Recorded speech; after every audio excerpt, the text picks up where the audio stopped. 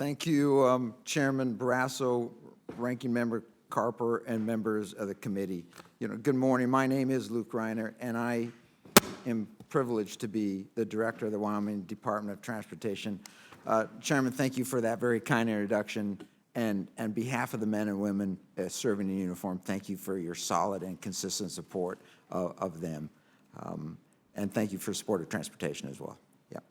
I am pleased to report to you that the transportation departments of Idaho, Montana, North, and South Dakota have joined in our written statement today. We do wish to commend you, Mr. Chairman and Ranking Member Carper, for your hard and very timely work on needed reauthorization legislation. We applaud your effort to move legislation through the committee. In terms of our rural states, we recommend your legislation do 5 key things. First would be continued federal support for transportation in rural states.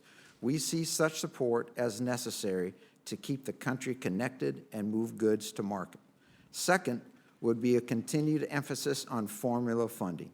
Formula dollars are delivered as projects more promptly than discretionary dollars. Third, several thoughtful regulatory reductions would be helpful and would allow each program dollar to deliver greater benefits.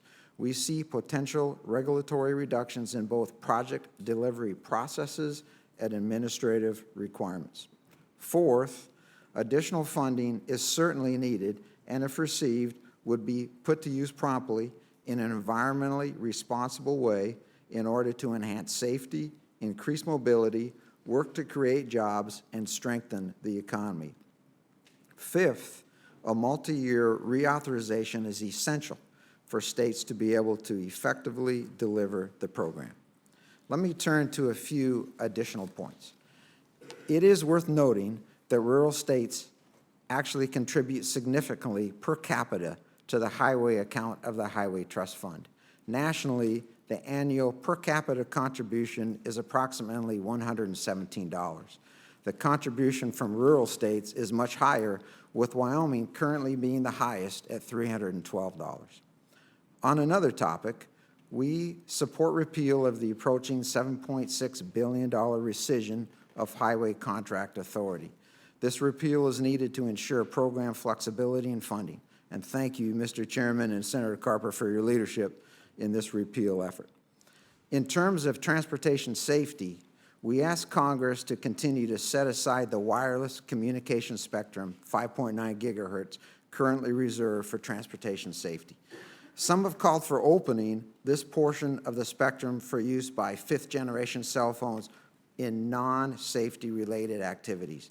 We see that change as having a significant negative impact on our nation's efforts to reduce fatalities.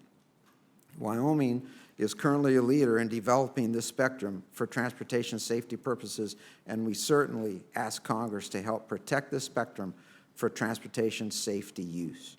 In summary, I would like to reemphasize that significant federal investment in transportation in rural states benefits the nation by positively affecting almost every sector of our economy. The nation, its people, and commerce benefit from cross-country traffic. In Wyoming, about 90% of the trucks on Interstate 80, which runs east to west, have origins and destinations outside of the state. That is clearly national transportation and warrants federal investment. I would also like to reemphasize that streamlining regulatory processes and requirements will enable transportation dollars to be put to work more effectively while still protecting the environment and other public interest. Simply put, federal investment in highways in rural states helps move people and goods throughout the country and helps move agricultural, energy, and natural resources to market.